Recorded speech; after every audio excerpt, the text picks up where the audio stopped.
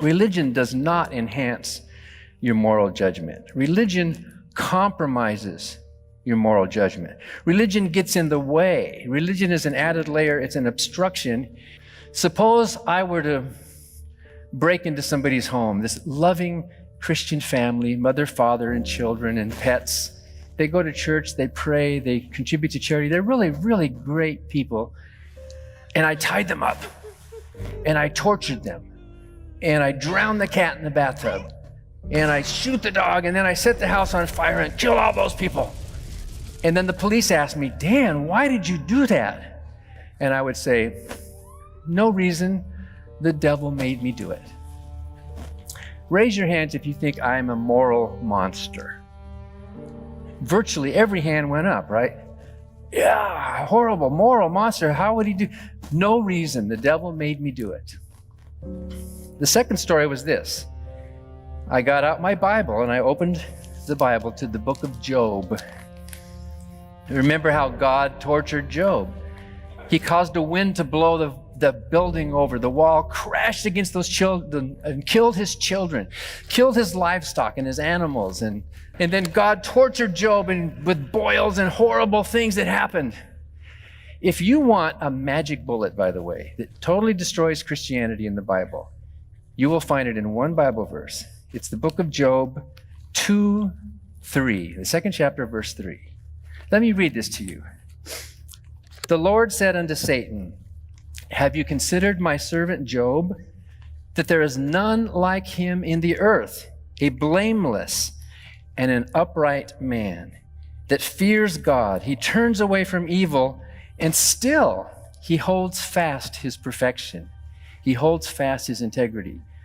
God said this to Satan, and then he said, although you moved me against him to destroy him without cause. So God, why did you do this to Job? No reason. The devil made me do it. So then I asked that audience, okay, raise your hands if you think the God of the Bible is a moral monster. Can you guess what happened? Less than half of the hands went up in that audience. Isn't that proof that religion compromises our moral judgment? We are loyal to the slave master. We are loyal to the Lord. We don't want to threaten. We don't want to say anything bad about the Father. We submit. We become these humble servants of the Lord, and we'll let him figure all these things out. How much respect would you have for a doctor who runs around cutting people with a knife in order to sell them a Band-Aid? Well, that's what Christianity is. Christianity's got it all wrong. It's telling you that you're bad. You're horrible. You're just not a good person. Of course, there is a violent tendency within our species, but there's also a naturally evolved, instinctive, altruistic tendency. We are naturally good people. When someone commits a horrible deed, what do you say? That was an inhuman thing to do. We assume that the basic human thing to do is good. We who are outside the Christian system, we don't assume the worst about human nature. In fact, assuming the worst can be a self-fulfilling prophecy. You can think, oh, I'm a horrible sinner, I need to confess to Jesus. But we think that since salvation is a phony solution to a phony problem, we think that if salvation is the cure, then atheism is the prevention. Just don't buy into the sickness. Don't view yourself as sick and needing a savior. I did a debate in Queens, New York with a Muslim opponent, and afterwards I told Ali, I told him, you Muslims, you're so kind and good, and they gave me gifts and they fed me food, and it was just a wonderful experience to meet this Muslim community. And I said, Ali, you people are so nice. And he said, well, Don, Allah commands me to be nice to you. And I'm thinking, oh, I didn't say this, but I'm thinking, oh, you mean you're restraining yourself? You really don't want to be nice to me because God's telling you to? You're being nice to me? The Abrahamic religion system is totally upside down about human nature. We, atheists and agnostics, don't view anything wrong with us. Of course, our understanding is limited, and that's what drives science. But we think that if you're motivated to be a good person because of the promise of heaven, that shows how little you think of other people, really. Or if you're motivated to be a good person because of the threat of hell, that shows how little you think of yourself. We humanists think that human beings should be good for goodness' sake. Then there's the inconvenient fact that our religions allow for and support some of the most barbaric practices we have ever perpetrated on one another, and have therefore the creator of the universe has failed to answer the easiest moral questions, in this case slavery. I mean, slavery, Jefferson Davis, the president of the Confederacy, was right to say that slavery is supported in the Bible. There's no question it is. There's no honest reading of the Bible that can say this is the most articulate condemnation of slavery ever written. It would take a paragraph to perfectly express what is wrong with slavery, and it's not in the Bible. God clearly expects us to keep slaves. So that, to my mind, should just end the argument about whether we get should be getting our morality out of religion. Even fundamentalists have to edit the books. I mean, you come to the golden rule and you say, well, this is truly wise. That's why I'm reading the Bible. But then you come to something in Deuteronomy, like if a woman's not a virgin on her wedding night, she must be stoned to death on her father's doorstep. Every fundamentalist Christian and Orthodox Jew, and there are probably a few exceptions, but basically every sane one has figured out some way to ignore that. So what does that mean? That proves that the guarantor of the wisdom found in Scripture is not in Scripture. I mean, it's in us. It's in a larger conversation about what it constitutes to live a good life. We have a human conversation which has evolved over thousands of years of recorded history, and we can either locate ourselves in the 21st century, availing ourselves of all of the tools that we've acquired, all of the brilliant insights, some of which come from our religious traditions. But I think the golden rule is almost as good as we have as a moral algorithm.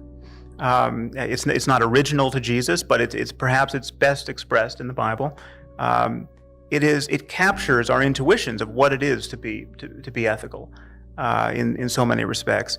And so we can, the one thing to point out is that how is it that we find wisdom in Scripture? We find it based on our own ethical intuitions. I mean, you go to the Bible, you read in Deuteronomy, it says, if your bride is not a virgin on your wedding night, you should stone her to death on her father's doorstep. You recognize, that's at best, at the very least, impractical, probably wrong, doesn't feel good. So you flip the page and then you find something like the Beatitudes, and that strikes you as, this is the wisdom of Christianity, say. That is something, you are the guarantor of the morality you are finding in Scripture.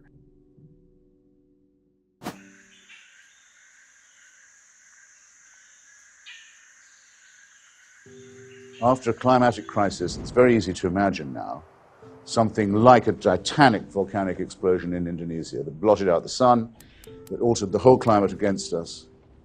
It's thought that the species went down to about 5,000. In fact, in other words, before they decided to make the migration north, find somewhere cooler, abandon the savannah for which our bodies are designed. We were 5,000 casualties short of going the way that 98.9% of every species ever found to be present on this earth has already gone into extinction. I'll say it again. Effectively 99% of every species ever on earth has already become extinct. And nearly us. Some design, some father, some caring God, some designing supervisor. There is no recourse to a dictatorial authority in this. It's very lucky that we're here. The randomness in that case worked in our favor. Francis Collins, the Christian genome scientist, thinks we've been here maybe 100,000 years. Richard Dawkins thinks maybe 250,000. I'll take 100,000 years. For 98,000 of those years, if you're a Christian, you have to believe heaven watched with folded arms. Most people died of climatic crises in Africa, or have just watched their children die as soon as they were born, or saw them perhaps struggle for a few years. Life expectancy maybe 25. People dying of their teeth, of revolting deficiency diseases, misery, struggle, famine, turf wars over women, turf wars over territory, terror at any supernatural seeming event, an earthquake, a comet, everything a nightmare, a mystery, no germ theory of disease, fear, trembling. For 98,000 years, heaven watches that, not caring, and then says, 2,000 years ago, it's time to intervene. Why don't we give God a son and murder him cruelly in an illiterate part of the Middle East? That ought to solve it. That's what you have to believe to be a Christian. Well, I invite you to believe it. But I can't envy you. The sheer strenuousness, the unbelievable contempt for evidence, the fantastic indifference to everything that humanity has actually succeeded in finding out about itself and its cosmos and its species, that you need to keep this little cult alive. This is a map of world religion as it's distributed across the globe, and you can see that this is it's partitioned at the boundaries of nations. Now, I think my colleague and friend Richard Dawkins was the first to point this out. At least I'm sure I got this from him. That this is not the way truth spreads itself over the globe. I mean, this should look suspicious. I mean, religion is not in the truth business if this is how it's partitioned. The agnostic philosopher Paul Draper has pointed out recently that if theism were true, we would expect God to act in the world in ways that science must take into account. An all-powerful being who seeks a loving relationship with humanity would probably act, in one way or another, directly or indirectly, as a causal agent in the history of the universe. And consequently, scientific accounts of that history would have to take his actions into account. If theism were true, then, it would be extremely surprising that science can ignore God and still explain so much. And yet it does. So, the success of naturalistic science, I think, favors atheism over theism. In any argument, any debate, the burden of proof rests on the shoulders of the person who makes the claim, not on the shoulders of the person who doubts or who is skeptical of the claim. If I were to say, Jerry, I have invented a perpetual motion machine. I really have. It works, it's great. And Jerry were to say, I'm skeptical. Prove it to me. Can I just fold my arms and say, no, prove that I haven't? Is that the way to do a debate? Jerry and I both agree that there's a natural world, but he's making an additional claim above and beyond what we both agree with. He has the burden of proof. If I were to say leprechauns exist, and most of you would doubt it. I'm sure you doubt that leprechauns exist, but there's evidence for leprechauns. There really is. Have you ever eaten a box of Lucky Charms? There's evidence. I mean, people can draw them and describe them. But those of us who doubt leprechauns, are we responsible for disproving the existence of leprechauns? Can't we, as skeptics, simply say, I'm not going to believe that until you make your case? Atheists don't claim that God has been disproved, although you can disprove God in some ways. Basically, atheists claim that God has been unproved. Atheism is not a belief. Atheism is not a claim. Atheism is not a moral philosophy. Atheism is not some system. Atheism is simply the absence of theism. Okay, a primal cause is just a word. It's a philosophical word. In fact, it kind of begs the question because it assumes when you use that word primal that there was a first. So if you're asking that question, you're asking a loaded question. You're almost asking a theological question or a metaphysical question. What the questions scientists do ask is, was our current Big Bang of the current observable universe, was that caused or not? Was there something preceding that? Many or most cosmologists today are putting forth the hypothesis of the multiverse. Not that the multiverse caused, but that the multiverse allows for the numbers to be large enough for the likelihood of life-friendly universes to be high enough to allow observers like us to be there. So let's ask it this way. Jerry has a hypothesis over here.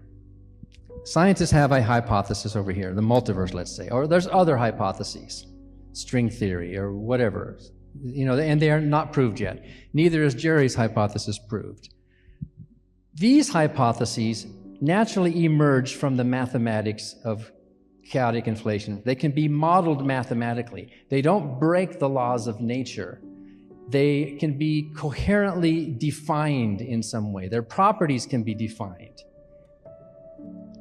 Jerry's hypothesis cannot be modeled mathematically. It cannot be coherently defined. It doesn't follow any laws of nature.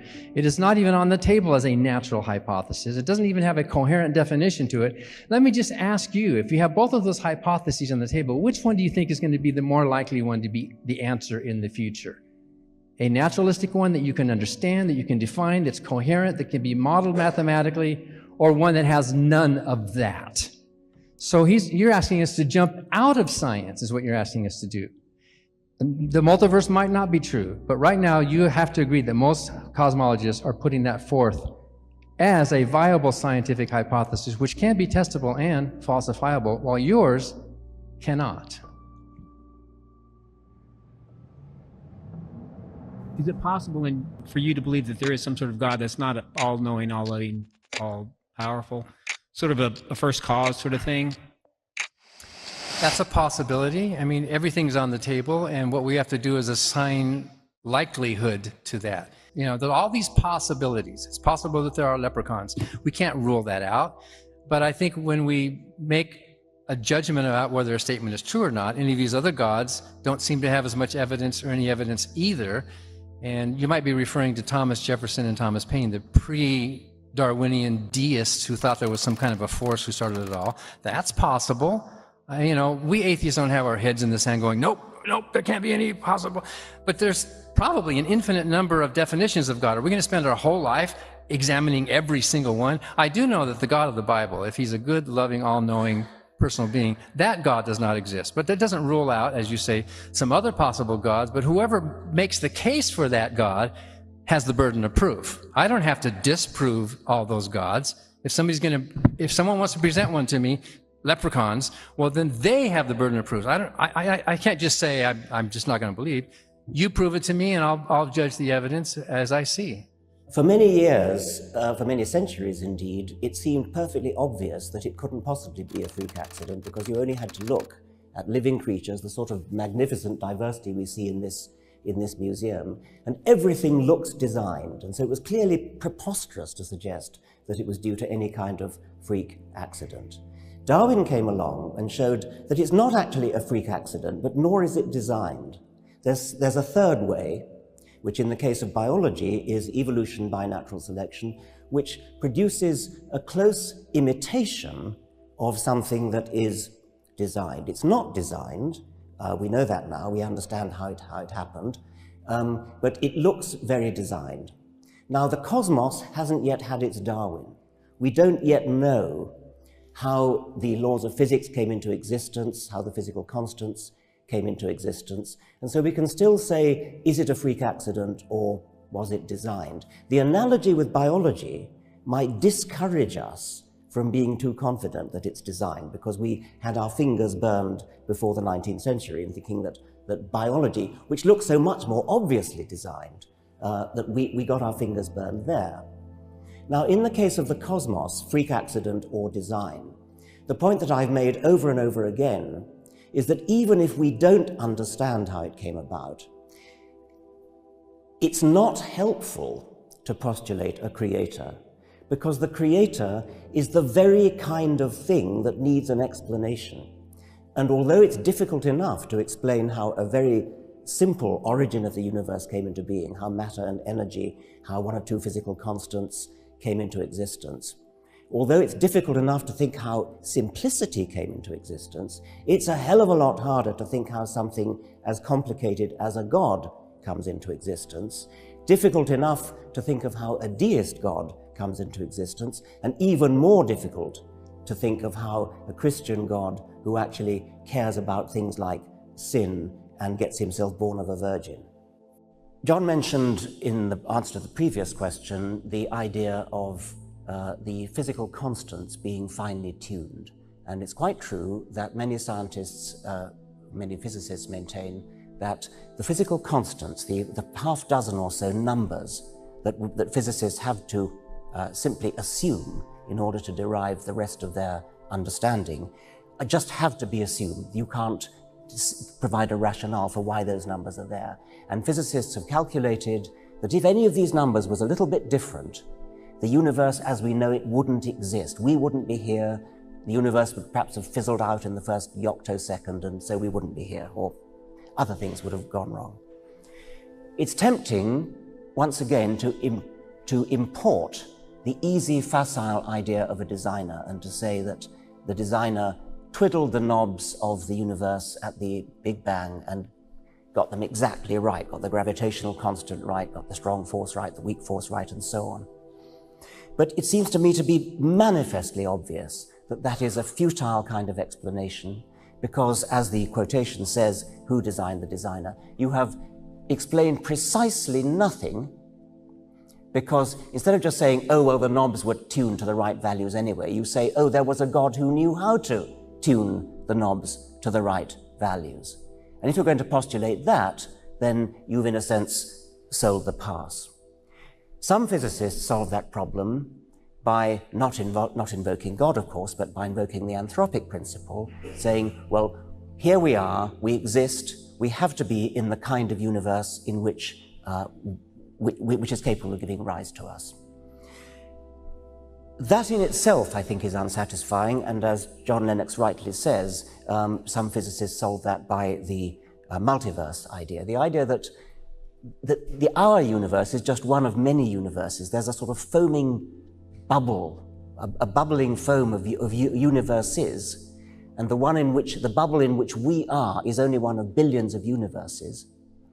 And each of these universes has different fundamental constants. Most of them have fundamental constants which are unsuited to give rise to the sort of permanence and the sort of chemistry, the sort of conditions that gives biological evolution, Darwinian evolution, the chance to get going. A tiny minority of those universes has what it takes to give rise to Darwinian evolution, ultimately chemistry and then evolution. And that tiny minority has to include the universe in which we sit, because here we are. The anthropic principle, the principle that we have to be in a universe capable of giving rise to us, plus the principle of the multiverse, provides at least an interim, satisfying explanation in a way that a creator couldn't possibly be a satisfying explanation for the reason that I've given. Then, having got ourselves into a universe which is capable of generating stars, capable of generating chemistry, and ultimately capable of generating the origin of life, then biological evolution takes over, and now we're on a clear run. Now we understand what happened. Once biological evolution gets going, then it's easy to understand most of what's difficult. Most of the difficulty of understanding the universe lies in the vast complexity of life. That's what really, truly impresses people. That's why people who believe in God mostly do believe in God, because they look around the living world and they see how impressive it is. So that level of impressiveness is completely destroyed by Darwin, and Darwin, of course, doesn't explain the origin of the universe.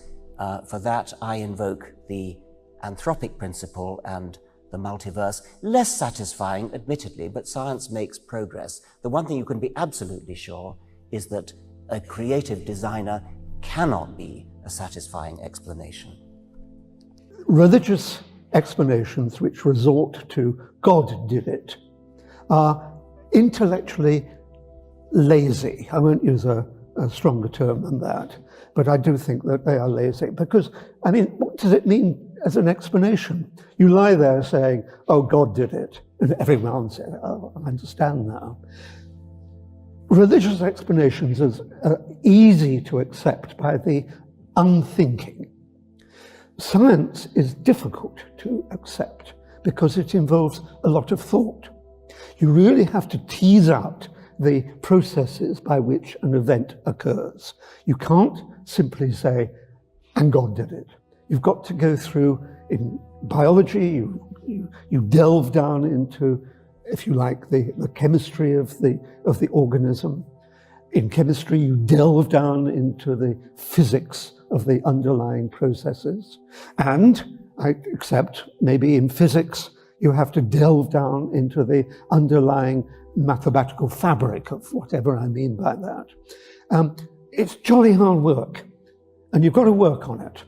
But it's more satisfying when you get to the end of an explanation than that extraordinarily lazy way of pretending to explain by saying, and abracadabra, God did it. I mean, that is intellectually corrupt. The argument from design was once quite a powerful argument. It's the watchmaker's argument. Richard Dawkins has a book, The Blind Watchmaker, that says, well, you know, if things happen by evolution, how could they all fit together so well? It seems like everything works well in the universe. There are signs of things having been designed. Certainly people of the past thought that animals were created for us to eat and for us to wear their skins, and they pointed to other things in nature like the fact that if water did not expand when it froze, then ponds would freeze solid and fish would die and so on. There are things that people regarded as being beautifully designed, including our own organs and the organs of animals, which seem to have certain functions and purposes. But of course, now that we understand the Darwinian theory of evolution, that argument has fallen into disrepute. We understand much better how it is that we have certain organs, how it is that beings exist, that they have evolved over barely imaginable periods of time. Only those that were indeed adapted to their environment and could survive and reproduce left descendants that are still with us. And I think the fossil record now shows that, and more recently our understanding of genetics shows our own biological relationship with very simple organisms, including bacteria with whom we share some genes, and then progressively we share more genes with beings more like us until we get up to the great apes, chimpanzees, with whom we share something like 98% of our genes. So I think evolution is one of the most firmly established scientific theories with a huge amount of evidence for it, and we don't therefore need the argument from design to explain how the universe comes to be like it is. So the arguments for the existence of God seem to me to be not strong. Now, interestingly, in the Protestant tradition, those arguments fell into disrepute quite a long time ago. And so Protestants began to disavow the arguments and say, what really matters is faith. But what is faith? Faith is really just believing in something for which you have neither rational arguments nor good evidence. I know that John is a mathematician by training, so I'm sure he's familiar with the 19th-century mathematician and philosopher William Clifford, who wrote a very nice essay about faith, using as an analogy a ship owner who was about to send to sea a ship full of immigrants. We can imagine they were coming to Australia, if you like, since many immigrants did set sail from England in the 19th century for Australia. And as we know, of course, you only have to go down to the Great Ocean Road and you find many places where some of those ships foundered and sank with great loss of life, for example, around Loch Ard. But this ship owner that Clifford imagines is uncertain whether his ship is seaworthy enough to make the long voyage to bring the immigrants to the new land. But he thinks about it and he says, well, look, after all, there's a divine providence. And how could a divine providence allow these good people who are going to establish their futures, men, women, and children even, who are, at least the children, innocent of any sin, how could he allow them to drown on the way to the new world? So I will have faith in God, and I won't bother to inspect the ship to see whether it's seaworthy, because I have faith that it will reach Australia. Well, of course, as I say, we know that some ships did not, and we would fault this ship owner and say, you can't just have faith in that way. You need to check the evidence. You need to look at it. The ship owner's faith would have put lives at risk, and unfortunately, in the real world today, faith also puts lives at risk. In fact, the refusal of the Roman Catholic Church to tolerate the use of condoms, even in regions of sub-Saharan Africa where the risk of contracting HIV/AIDS is extremely high, has undoubtedly not merely put lives at risk, but cost perhaps millions of innocent human lives. We pay a high price for the religious faith of some religious leaders. I don't understand why it would be a simpler explanation to say that the world was created by a divine being who has existed forever than it would be to say that the universe has existed forever. It seems to me that to say the universe has existed forever is a simpler explanation. Now, your argument was that the universe actually hasn't existed forever, that science says there was a Big Bang, and this in some way supports the creationist account of the universe. All I'm saying is that science doesn't say that. Science only says the observable universe began 13-point-something billion years ago, and with a kind of a bang, and has been expanding since. That's all it says, and that's all it can say. So I'm simply saying there is no argument here to believe that your hypothesis, that it was created by a divine being, is in any better shape than the hypothesis that it has always existed. Yes, we are Darwinian primates. We are, that is, primates who have evolved from other primates. I think that's established scientifically. Dinesh doesn't deny it, as I understand his position. Do we have to believe that there is some transcendental spark that is contrary to the evolutionary account in order to explain why we have morality and why we behave as we do, and why occasionally heroic people jump in and save heavy, drowning strangers, although also very often they don't? I don't think we do need any such account. I think we can explain the existence of compassion, concern for others, in the way we have evolved as mammals, as beings who've had to take care of their own children, as beings who've lived in small communities where we're often related to other members of the community and want to save them and support them, and that helps the survival of our genes as well. And of course, as social beings who live in communities that reciprocate, as indeed our close primate relatives do as well. We're not unique in this. And form reciprocal bonds.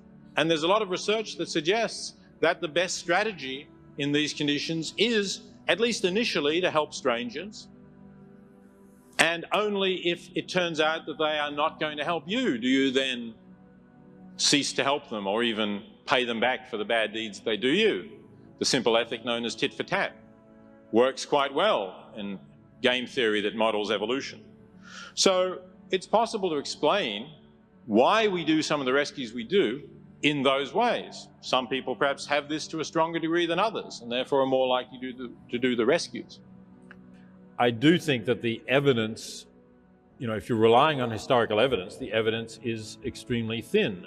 We know that there are many cases where people claim to have seen all sorts of things, claim that they've had all kinds of visions, that people have appeared to them, that they've been cured, and generally we are skeptical about such claims. And rightly so. Right, okay, so you said there are documents from the 1st century, okay, but the 1st century is compatible with, if we assume that the tradition is that Jesus was crucified in around 30, then we're talking about people who were writing, who were perhaps the grandchildren or the great-grandchildren of those who were supposed to witness it. Now we know that stories get twisted and new stories get invented. You only have to play Chinese whispers with 50 people and, see what comes out at the end after you whisper something in at the beginning. But that isn't true, Peter, really, because the Apostle Paul was writing in the early 50s. It's much nearer to the time than that.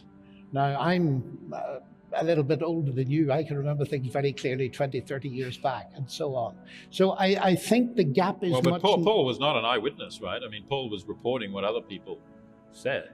Yeah, but he was an eyewitness of something. You were saying that a lot of people, many people have to be a believer in the resurrection before they do anything else. Paul wasn't.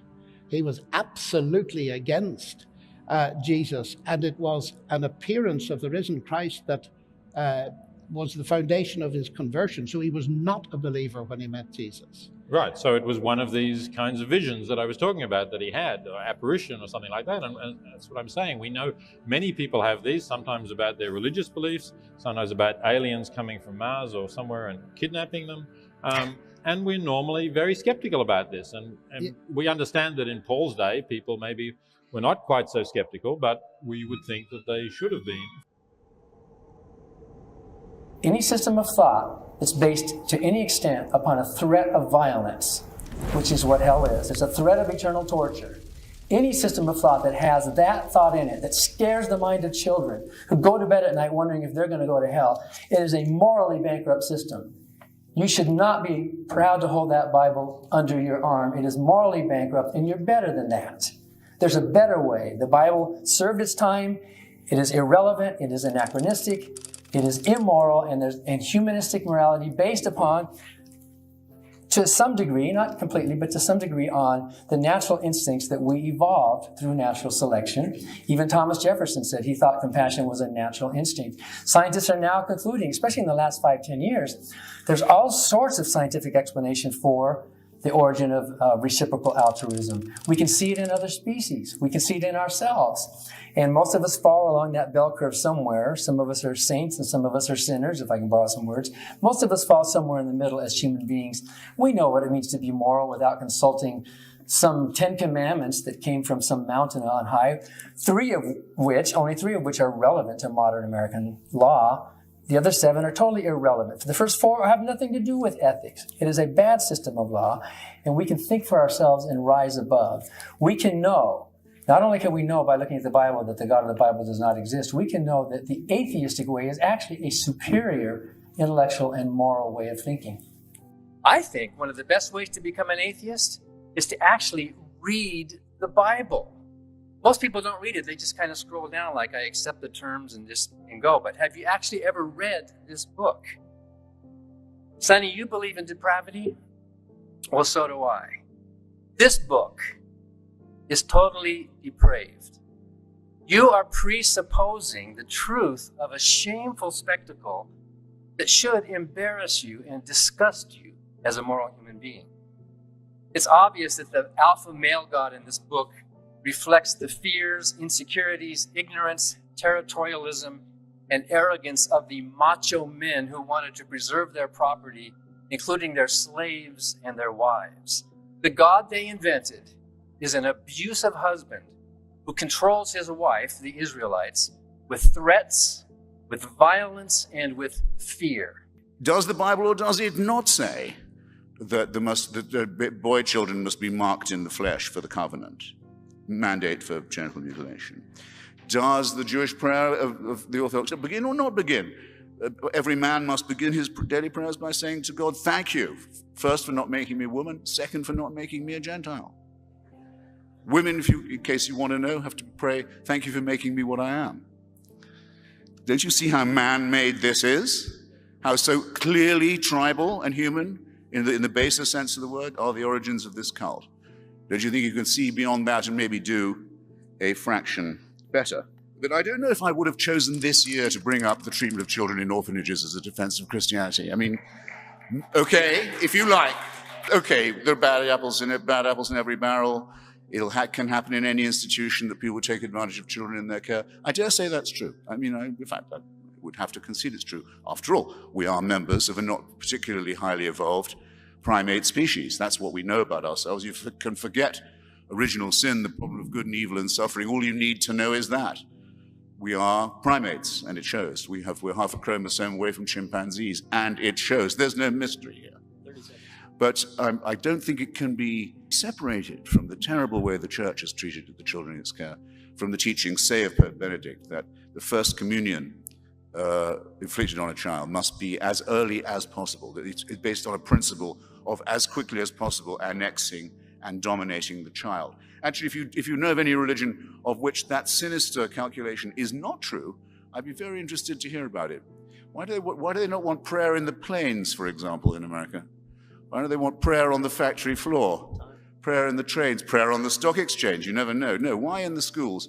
Ask yourself that. You're halfway to seeing why it's man-made, why that's primate-made, and why that's all you probably need to know about it. There's nothing supernatural involved in this. We are left alone with our own responsibility to think. There is no fixed authority. There is no celestial, unanswerable court of appeal to which we can refer these questions. Our own responsibility cannot be taken from us. Don't trust anyone who, under any persuasion, tries to seduce you into giving that up. The kind of cruelty in Catholic education, the kind of let's not call it child abuse, it was child rape. The kind of child rape that went on systematically for so long. Let's imagine that we can overlook this and say it is nothing whatever to do with the structure and nature of the Catholic Church and the twisted, neurotic, and hysterical way that its leaders are chosen. The celibacy, the nuns, the monks, the priesthood. This is not natural and normal, ladies and gentlemen, in 2009. It really isn't. I'm sorry. For me to be called a pervert by these extraordinarily sexually dysfunctional people, I don't think human history's ever had more.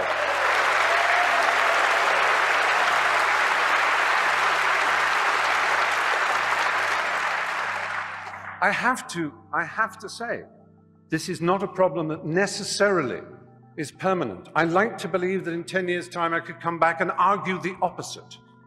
Even though I've talked about the history and the structural problems of this benighted institution, and the cruelty and the unpleasantness it has caused around the world, I have yet to approach one of the subjects dearest to my heart. I've made 3 documentary films on the subject of AIDS in Africa. My particular love is the country of Uganda. It's one of the countries I love most in the world. There was a period when Uganda had the worst incidence of HIV/AIDS in the world. I went to Rakai, the village where it was first spotted. But through an amazing initiative called ABC, abstinence, be faithful, correct use of condoms, those 3, I'm not denying that abstinence is a very good way of not getting AIDS. It really is. It works. So does being faithful. But so do condoms. And do not deny it. And this Pope, not satisfied with saying condoms are against our religion, please consider first abstinence, second being faithful to your partner. He spreads the lie that condoms actually increase the incidence of AIDS. He actually makes sure that aid is conditional on saying no to condoms. I have been to, there's a hospital in Bwindi in the west of Uganda where I do quite a lot of work. It is unbelievable, the pain and suffering you see. Now, yes, it is true, abstinence will stop it. It's the strange thing about this church. It is obsessed with sex. Absolutely obsessed. Now they will say, we with our permissive society and our rude jokes are obsessed. No, we have a healthy attitude. We like it, it's fun, it's jolly, because it's a primary impulse. It can be dangerous and dark and difficult. It's a bit like food in that respect, only even more exciting. The only people who are obsessed with food are anorexics and the morbidly obese. And that, in erotic terms, is the Catholic Church in a nutshell. I can't prove there's no God. I can't say definitively there's no God. What I can say definitively, however, is that I wouldn't want to live in a universe with one. Okay? And the reason for that is that I find that this question of meaning is an interesting question. And if science tells us that there's no objective meaning to the universe, no purpose or meaning, does that make our lives purposeless and meaningless? Absolutely not. Quite the contrary. It means the purpose and meaning in our lives is what we make. It makes what we do more important. It makes the compassion we show others more important. We're not being told what to do by some cosmic Saddam Hussein, who, by the way, in many religions doesn't just condemn you to torture for while you're alive, but for all eternity. You do it because we derive meaning and, in fact, the recognition not from religion that all humans have equal dignity, but from science, that we're all a common species. In fact, that there's nothing sacred, that we create compassion and action, and in fact that humans are no different than other animals in the sense of being evolved species, and we have to realize that we share the earth with them, and in fact those ideas allow us to address what are the real problems of the 21st century. And if we keep going back to this medieval or earlier kind of myths, we won't address that. In fact, I sort of take umbrage at the sister's remarks, because I don't think anything she said had anything to do with religion.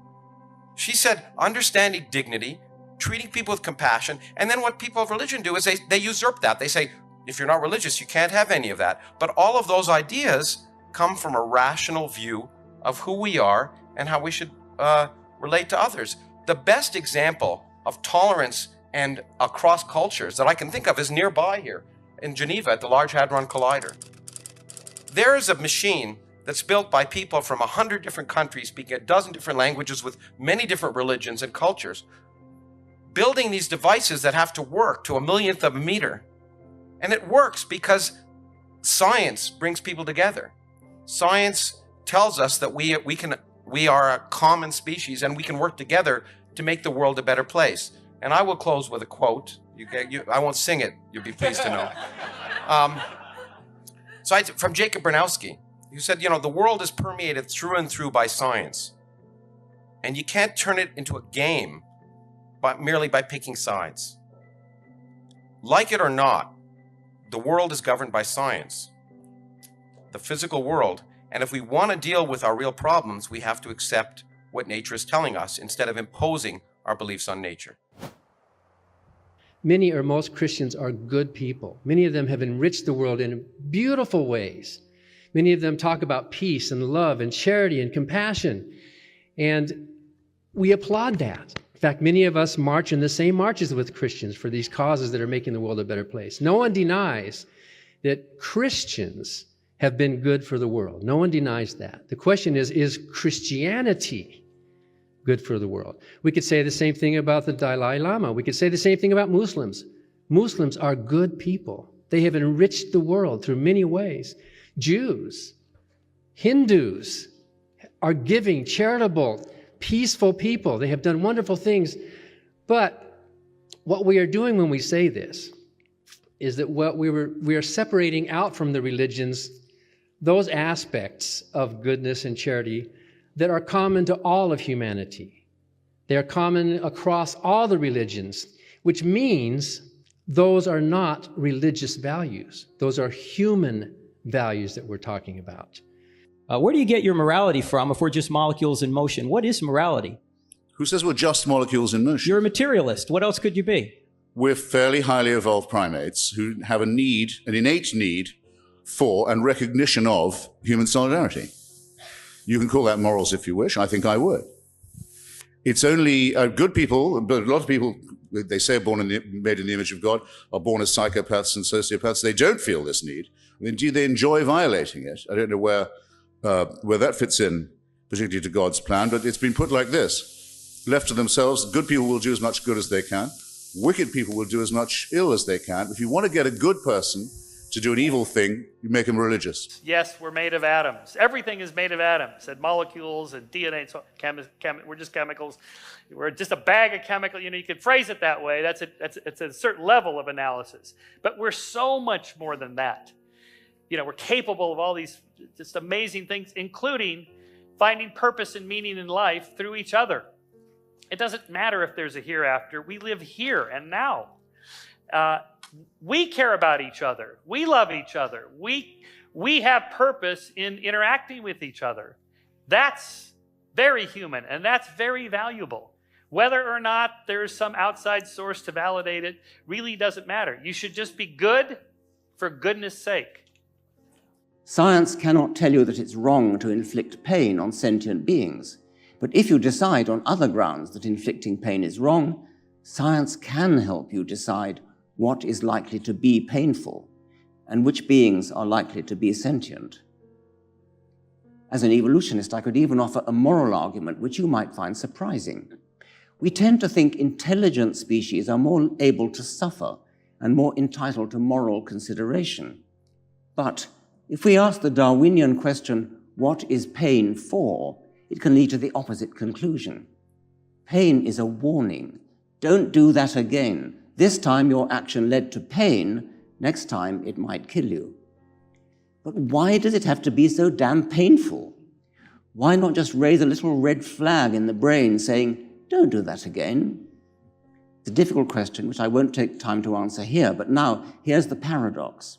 An unintelligent species should need pain to be more painful in order to drive home the lesson, don't do that again. So perhaps we have our morality vis-à-vis other species upside down. And it is a scientific argument that led us to that ethical conclusion. The interesting thing to notice is that our minds are not entirely our own. I mean, they're not even, in some ways, they're not even mostly our own. I mean, basically everything we think about and all the kinds of distinctions we make and the things we feel are entangled with this sort of intersubjective space. And we've got culture, we've got social norms, we've got all these things influencing us. And we have to, insofar as we are individuals thinking our own thoughts, we have to influence it back. I mean, we say things, we publish things, we do things, which then change the context in which we exist. And I mean, my basis for hope is that the context can change pretty radically and pretty quickly. And the best analogy I know for that is with regard to racism. I mean, racism in this country has changed. Now, it's not that racism has completely gone away. There's still racists, and racism is a problem, and people are discriminated against. But 100 years ago, there were editorials published in all the major newspapers regularly that now read like they could only have come in a Ku Klux Klan pamphlet. I mean, just nakedly racist screeds. And obviously people were lynched by the thousands, and many of you have seen those photos of lynchings. I mean, these were just, every upstanding citizen in the town is arrayed, you know, in their Sunday best. We're talking newspaper editors and senators and school teachers and parents with kids, all to take, for the purpose of taking a postcard shot under a dangling and lacerated and often partially burned corpse of a black man who's been hung from a tree or a lamppost. Okay? And this happened by the thousands and happened for decades. And I mean, people literally took body parts home as souvenirs and put them in their places of business. I mean, it's just, it doesn't compute right now. And that's a measure of how much our society has changed and our expectations of it have changed. And I think we have to, in historical time, it all happened very, very quickly. And I think the hope is something like that can happen around this variable of false certainty and religious demagoguery and dogmatism. And it can happen here, it can happen in the Muslim world, and we have to find some way of engineering it. And I just don't know, beyond trying to talk sense on all these points, to do that. But I think in principle, it can happen very quickly, and it could all happen in a single generation. I mean, if we just had an educational system that reliably challenged religious bullshit from the moment the kids went through the door,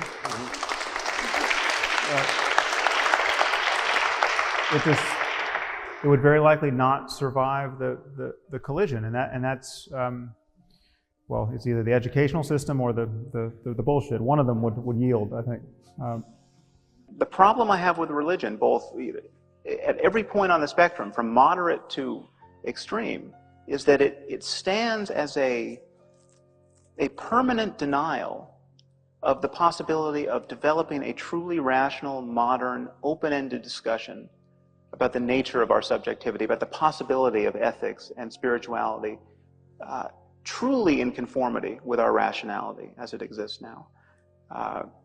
Every religious person, every person who's committed to still being a Christian or a Jew or a Buddhist is essentially giving tacit endorsement to the religious divisions in our world, and essentially saying that we need some measure of mythology, we need some measure of fairy tale, we need to pretend on some occasions that we know things we do not know. And it's simply untrue.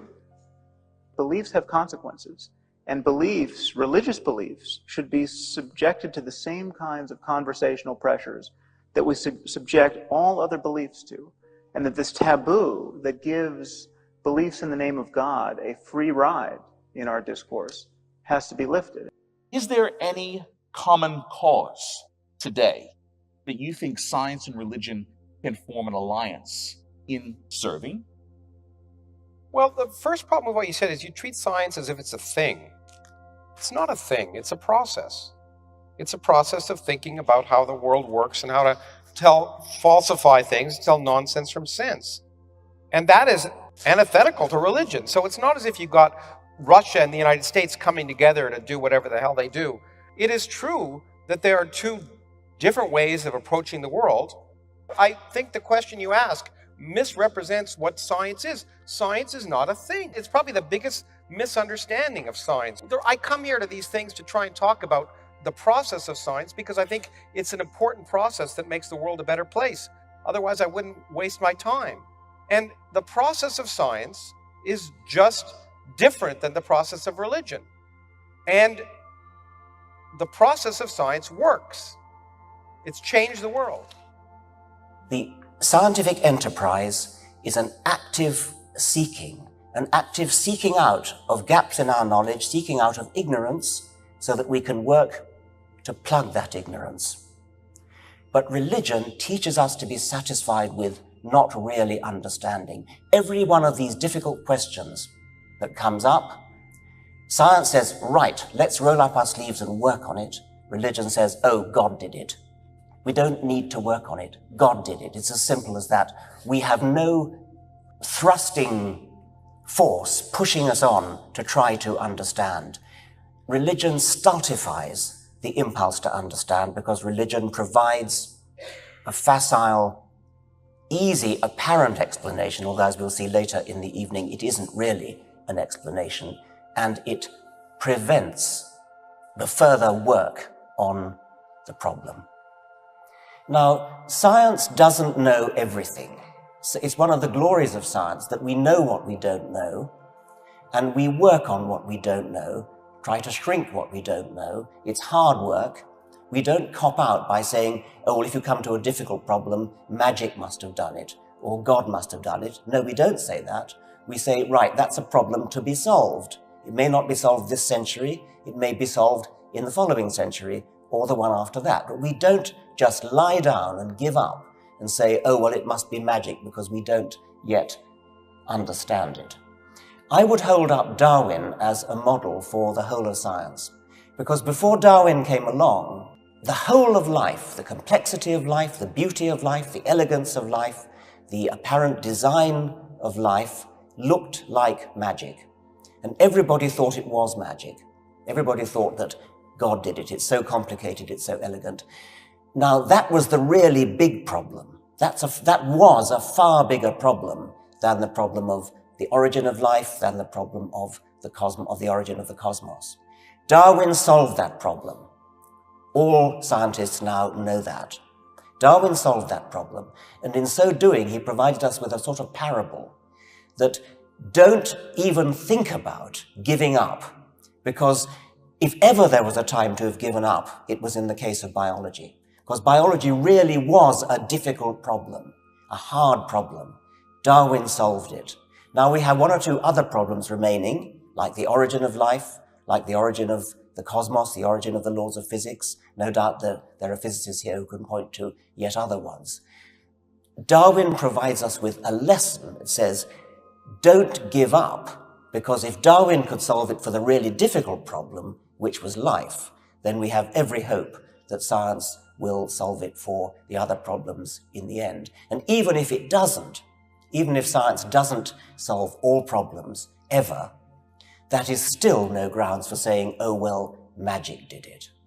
There's lots of reasons to expect that people are hardwired at some level to to look for causes where there aren't, to look for the design where there isn't. So there are natural predilections that we're hardwired into, and that's what science tries to overcome. Those natural predilections to believe in that coincidences are significant, to check them, to check your own work. In fact, the easiest person to fool is yourself. And as scientists, I don't know how many papers I've seen people almost produce saying, I discovered something wonderful, but then if they're good enough, they check it and find out it wasn't. It was just an accident. And so I think it's not unreasonable. It's a natural human tendency. So where science is filled with doubt, skepticism, willingness to learn, openness to correction, faith is exactly the opposite. Incidentally, scientists are the people who are really good at saying, I don't know. They say, I don't know all the time because they're terrified that some specialist is going to be in the room who knows so much more about what they've been asked that, you can almost never get a scientist to weigh in on anything but his most narrow area of specialization. Notice the fact that science is paying a price for this, in that fundamentalists are really good at using the candor of science against it. I mean, whenever scientists say, I don't know, on Larry King Live, therein rush 1,000 fundamentalists, giving us the God of the gaps there. And that's really what intelligent design is. It is politics and religion masquerading as science. There are no rule makers in science. There are no authorities. That's the hallmark of science. There's no such thing as a scientific authority. There are scientific experts. But the lowliest student can in fact disprove any. There's no chief scientist. There may be a chief rabbi. There may be a pope. But there's no chief scientist. We say, oh, what's the answer? How should we behave? That's the key facet of science that makes it so wonderful, is that there are no authorities. Now, of course, scientists, although many people wouldn't realize this, are actually people. And therefore, they have all the same foibles as anyone else, and they're scientists who abuse their science as well as every other aspect of their life. But the key aspect is there are no rule makers. Human freedom eventually arose with the enlightenment of knowledge, and in fact, open questioning, which is the hallmark of science. The hallmark of science is that nothing is above question, including God. And the minute we make certain things sacred and not subject to question, we demean ourselves and we stop thinking. I think most of human history and most of myth and religion has been a question of refining our understanding of things we can't control. So when our ancestors were alone and without any building or farming yet as being an idea, we were hunter-gatherers, as the phrase is, their children looked at their mothers and fathers and they said, what is it that pushes leaves out of trees? It's something that's beyond our control. I know if I pick a stone up, the stone is picked up. But what is the power behind a leaf coming out of a tree? Happens every year. What is this fire that comes out of a mountain? What is the water that drops out of the sky? These are things over which we have no control. And so it's very natural that our ancestors gave them personality. It's the first thing we do. It's as much art and literature as it is religion to make a story out of these forces. And so you name a god of the mountain that roars fire, you name a god of the clouds and the thunder, and you have a god of nature and of growth and the harvest and one of decay, and you make rituals out of it. But then slowly you begin to understand them. And each one that you understand, the god disappears. Every day we challenge our beliefs. That's how science works. Most people think science works the other way around. But in fact, what you want to do when you come into work every day, if you're a scientist, is you want to prove all your colleagues are wrong. We have to challenge our beliefs every single day. That's what science is all about. There are no scientific ideologies, and in fact, the reason science had progressed and theology hasn't, the reason we have video cameras and lights and medicine and make our lives, and we can feed more people and live longer, healthier lives, is because science changes. The great thing about science is there are no unshakable truths. We force the way we view reality to depend upon the evidence of reality. So if you don't challenge your beliefs, you're never learning. You're never questioning yourself. And so I hope that every student who ever goes to university, at one point in their life, has the opportunity to have something that is at the heart of their being, something so central to their being that if they lose it, they won't feel they're human anymore, to be proved wrong. Because that's the liberation that science provides. The realization that to assume the truth, to assume the answer before you ask the questions, leads you nowhere. And that's why science has led to a modern world where, in fact, we can make progress. Science is the one language game we are playing where we get really straight and rigorous about what constitutes evidence, where there's a process of peer review, where you have a lot of smart people trying to prove you wrong, and where you actually win points by proving yourself wrong. And this is not what religions are up to. Religions are not falsifiable in this way. Religion is really not merely the opium of the people. It undeniably undermines the intellect and rationality, and thereby harms society at its core. If we want to understand our situation in the world, along with these deeper possibilities, we have to do it in the spirit of science.